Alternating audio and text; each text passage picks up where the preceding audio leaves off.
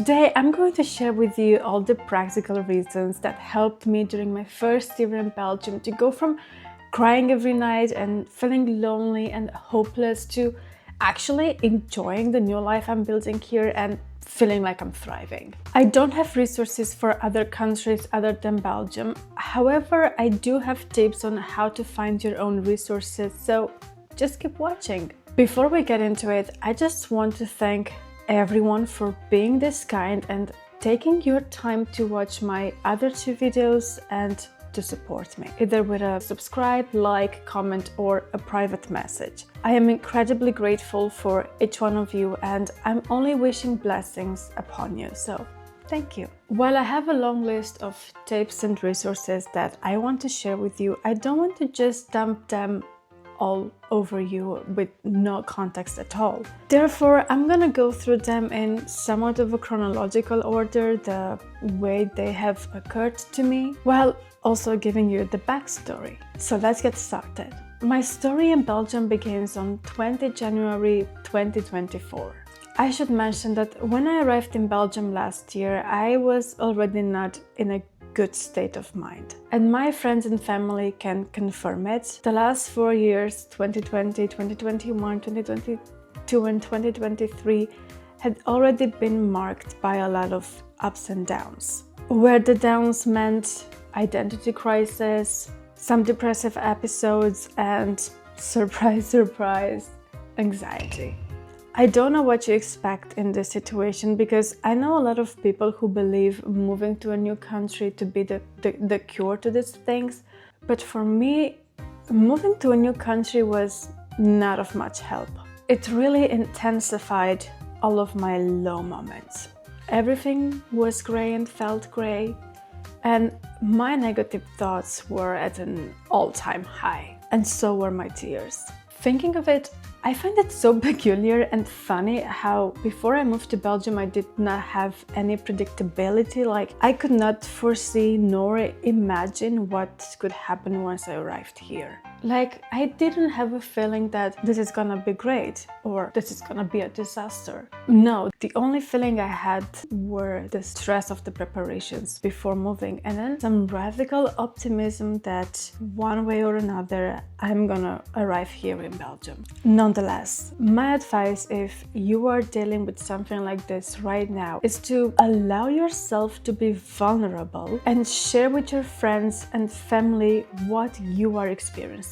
I know the tendency is actually to be distant and not burden anyone with your distress, but in the long term, this approach is not a viable solution. You'll sink even deeper into despair. Besides this, even more helpful is to have friends and family come visit you. And with this occasion, I want to give a shout out to my friend Larissa. I don't think she fully fathoms how much our hangout in Brussels last year helped me mentally and emotionally. However, the most viable solution when you're dealing with the loneliness of being in a new country or just low moments in your life is to actually reach out to a therapist and start therapy.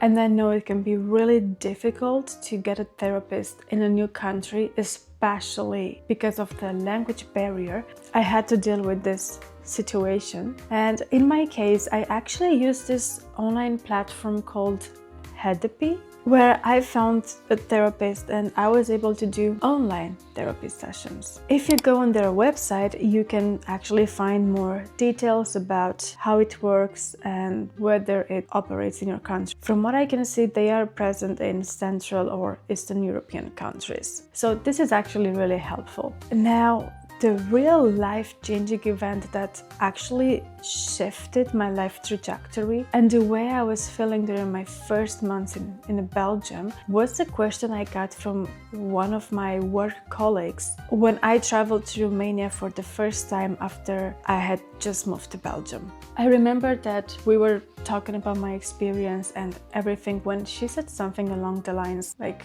okay, I get all the bad things that you dislike, but don't you have something that you like, something that makes you happy? I kid you not, a major earthquake occurred in that moment. in my mind. It made me realize once again the importance of your worldview and your mindset. That is when I truly understood that life is what you make it to be, what you bring to the foreground. If I want to change my situation, the way I'm feeling, I need to seek the positive side instead of continuously focusing on the negative one.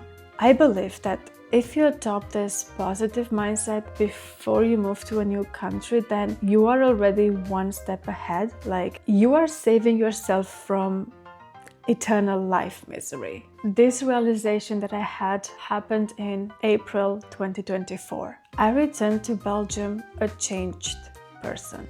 I still had anxiety, but at least this time I had a plan. If you get only one thing out of this video, that should be that Google and Facebook are your friends. There are so many resources out there just a click away. This is how I found out that there is an independent agency whose sole purpose is to help foreigners integrate in Belgian society. They provide multiple services, among which is this incredible program called Civic Integration Program, and more precisely, the orientation course. This is the most important one actually, because you are gonna get all the information you need to understand how the Belgian state and the Belgian society work. Their social system, which is a core part of their country, the healthcare system, the workforce, and so on and so forth. As citizens of the European Union, this program is actually not obligatory because it is considered that we come from societies with similar values. However, I highly encourage you to follow it, and if you are in another country, just search for Civic Integration Program and the name of the country you are in, because it is impossible for other countries to not have such a program. On the same note, there's another useful agency called in English the Centre for Adult Education, or the abbreviation CVO. They offer a wide range of courses for adults, for example, professional courses, but the most important ones from my point of view are the language courses. The Dutch courses that I was enrolled in and followed were provided by them. Be aware that they are region-based. In a way, there are different branches and their websites differ a little bit.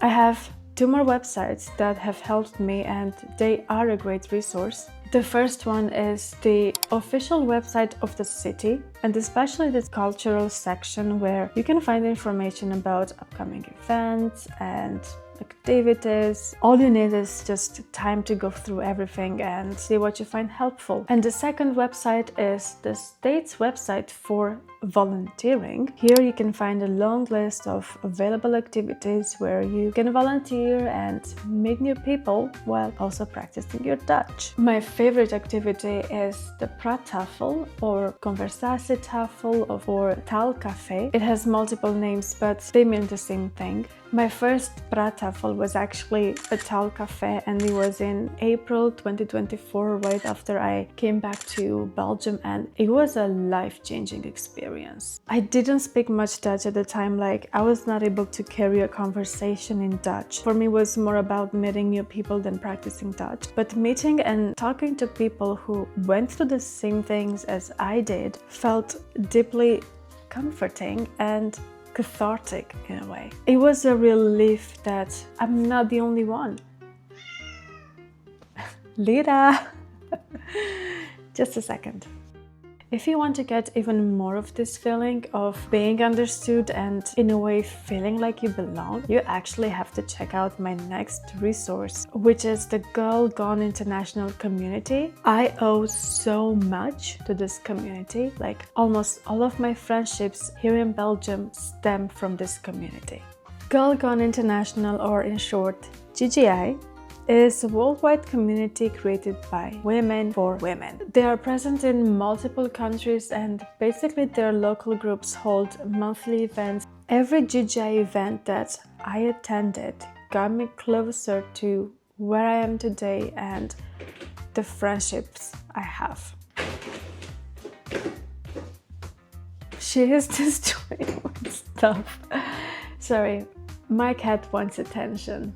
As some of you know, the GGI book club that we have in Ghent is my favorite GGI event ever. Every time I go to a book club meeting, I just feel like home. Like, I really love these girls and I love discussing books with them. They are the best. One more resource that I have in case you are a religious person is to join the community of your local church. I know that this can be a bit difficult in the beginning, given that everything is in Dutch and not everyone speaks English, but there are actually churches focused on the foreign communities. And such an example is the English church community. It's a rather small community, especially in Kortrijk, in the city where I live, but everyone is so warm and welcoming. I love them too. Okay. I think this is it. This is all I have for today's video. Lira is... My cat has no patience anymore. She really wants me to play with her. I know this video was supposed to come yesterday on Saturday, because this is what I said in my previous video. I only said it because I wanted to pressure myself to make this video and not get distracted by other things. Despite the small delay, the tactic worked, although it's not sustainable at the moment for me to publish new video every week. So I think my video schedule is going to be bi-weekly, which means a new video every 2 weeks. Thank you so much for watching. I'll see you in my next video, which is going to be at the end of August. Bye bye!